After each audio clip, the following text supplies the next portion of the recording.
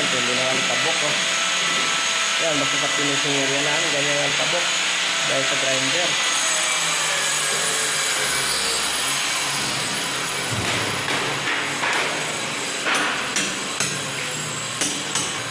Daanan pa itong kami.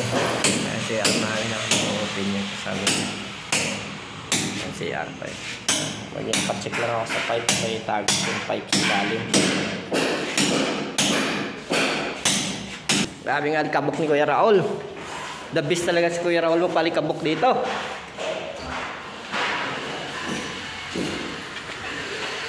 Finishing na lang to. Oh, yung kisame yung pinatas. 10G naman. Maabang 10G to. More than 15 meters. Alikabok talaga, hindi kaya? Dito, pwede dito. Ito, try mo dito. Ito, walang alikabok banda dito. Doon ka magsimula. Ayan o. Takpan yung bitana para din makalusot yung alikabok. Ayan o, pwede ka lang waterproof doon. Kahit isang pasada muna. Iwas tayo tagas ha. Hindi yung alikabok. Ay, kawad still lang naman namin ang hindi.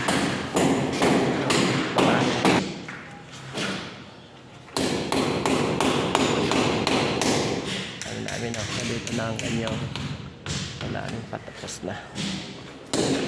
Basta pag tumunog kalasin mo na para wala na tayong kapak.